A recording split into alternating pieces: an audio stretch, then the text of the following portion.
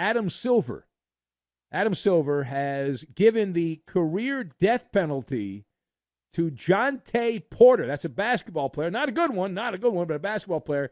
He gets a lifetime ban for breaking the cardinal rule of professional sports. You don't bet on the sport that you play in. You can't do it. It's taboo. Now, the league was able to collaborate those early internet reports that we had talked about in previous episodes of the show, that he was on the internet giving out picks to people on Discords. Wild, right? He was actually doing it. Now, Porter gave certain gamblers confidential information on Wall Street. They call it insider trading. It is kind of odd, though, because the way it works on Wall Street, if you're just a regular person and you get insider information, you go to jail for it. But if you're in Congress, you get rich from it. It's odd, very odd. Anyway, so this cat Porter, Jontay Porter, had bet on games, even a team he was associated with, the Toronto Raptors. He bet on the Raptors to lose. Smart man. All right, so let us discuss the question. If you're unfamiliar, the NBA has given Raptors forward Jontay Porter a lifetime ban for gambling. How do you react to this news? So I've got Billy Madison, Kamikaze, and Orwellian. And we will combine all of these things together, and we are going to make a slot machine, which is what Jontay Porter can now play. He can play the penny slots because he ain't going to be making any money anytime soon. So, number one. All right, here we go. We'll lock these things all together like a 14 parlay. So, full disclosure here. Full disclosure. As we had mentioned, we have never heard, or we had never heard of Jontay Porter before this episode. And reading the details of this, pretty good reading. He's got to be on the spectrum, right? What a pea-brain. Porter giving random bettors information about his health prior to games. The $80,000 bet was the Waterloo moment. So some jamoke, some random dude bet $80,000 on Jontay Porter that he would not reach his statistics for that game, the prop bets for that game, and set him in parlays through an online sports book. Didn't name the sports book, but that bet would have won $1.1 million. I say would have because that was the game where Porter conveniently took himself out of the game after only a few minutes, claiming illness, and none of the stats met the totals that were required. So the parlay would have won. The bet, though, they did not cash the ticket because the people at the gambling house said, wait a minute, somebody bet $80,000 on Jontay Porter? That must be somebody that knows Jontay Porter. And so the bet was frozen and not paid out. Back in the old days, they used to circle games. Game was circle. They'd limit how much you could bet on. But that bet was frozen. And at that moment, from what we understand, the gambling outfit contacted the NBA and said, hey, we got something that doesn't smell right here. And something's not right. And so the NBA started an investigation, but they actually started it because of the gambling people, not because of their own inside information. And that has led to the current excommunication from the Church of Pro Bouncy Ball. So Jontay Porter, the guy's 24 years old, a young cat, 24 years old. He placed at least 13 bets. I'm going to say that he placed many more bets on random NBA games using someone else's account. So at least he attempted to hide it a little bit. But then you see that he went on a Discord and was giving out information about him when everyone else probably on that Discord had no idea who he was. The bets he made, this is the thing that blows me. He made bets ranging from $15 to $22,000. Altogether, the wagers, the 13 wagers, he bet $54,094. At least that's according to the story that's going around. And that generated a payout of $76,000, a little over that. So he actually won $21,965. But the further you go down the rabbit hole, this is a Billy Madison special. It is one of the most insanely idiotic things I have ever heard or read. Jontay Porter earned $415,000 this season to be a two-way player. Let me repeat that for those of you that $415,000. Where I come from, you're rich at $415,000. And in his NBA career, he has made almost $3 million with Memphis and Toronto, and he flushed all of it away to win almost $22,000. So, again, now I'm using Maller math here, but I don't think I'm wrong.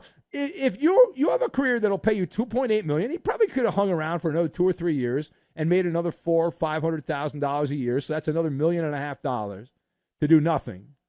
And instead, he was betting $15, $100, a couple $1,000. He did win $21,000. But if you're going to lose your entire career, shouldn't you bet more? At no point did he have any rational thought, and maybe I should get out of this. Everyone in the room is now dumber for having heard about this. And as they said in Billy Madison, I award you no points.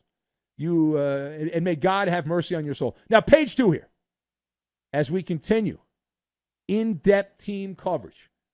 What do you surmise led Jontay Porter on a ride to the wild side or the dark side here? So, maybe he was a huge Pete Rose fan.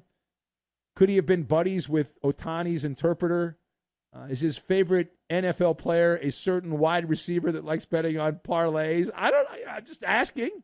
Now, it is more likely than not, based on what I know about gambling, that he's been betting for a long time. And it's highly doubtful that he just started betting when he got to the NBA. I find that hard to believe. Now, listen, obviously, there's people that have issues. You can get addicted to gambling just like you can get addicted to alcohol, any kind of vice. I was addicted to food.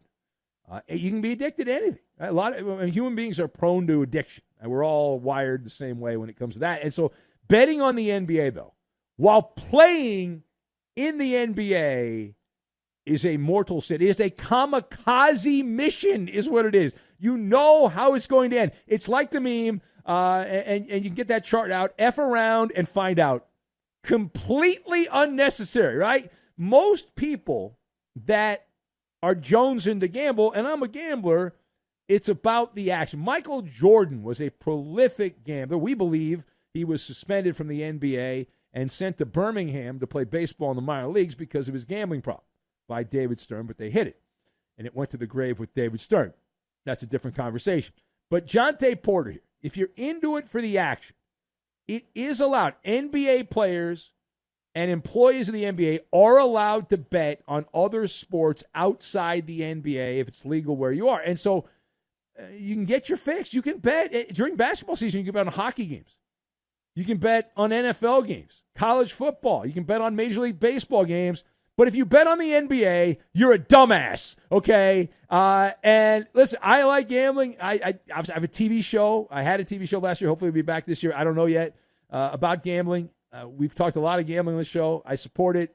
But I don't bet on Fox Sports Radio. I don't bet against Fox Sports Radio. I don't bet on sports radio. I don't. I've never placed a bet on the Sports Hub in Boston or the Fan in New York or AM 570 in L.A. or any of these stations. No, I don't bet on them.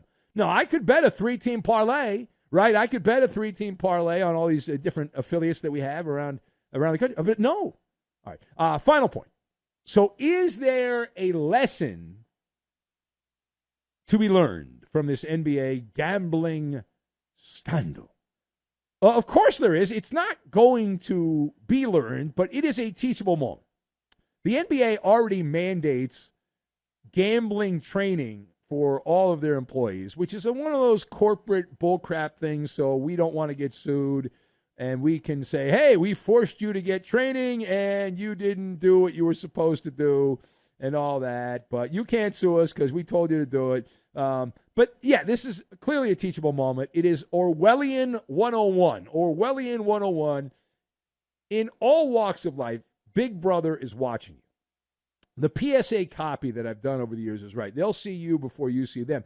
Sports gambling is no different. Sports gambling companies, and they're great advertisers here, and we love them. But they spend a lot of money, right, with surveillance, monitoring everything. And they're watching for squiggly lines, shall we say. They're looking for unusual things that pop up on their computer screens. Like, for example, somebody betting $80,000 on Jontay Porter on a random Wednesday night. They're looking at things like that. And again, in case you've lived in a shoebox your entire life, they spend a ton of mucho dinero to prevent insider trading. You see, in the gambling world, and even though I love to bet, the house usually wins, right? That's the frustrating part. The house usually wins. But they're guaranteed solid profits just based on the juice, the VIG. They're guaranteed pretty good profits. The only way they don't get that is if things are crooked. If things are crooked, the whole house of cards comes falling down. They fall into oblivion. Kind of like Jontay Porter's going to fall into oblivion at this particular point.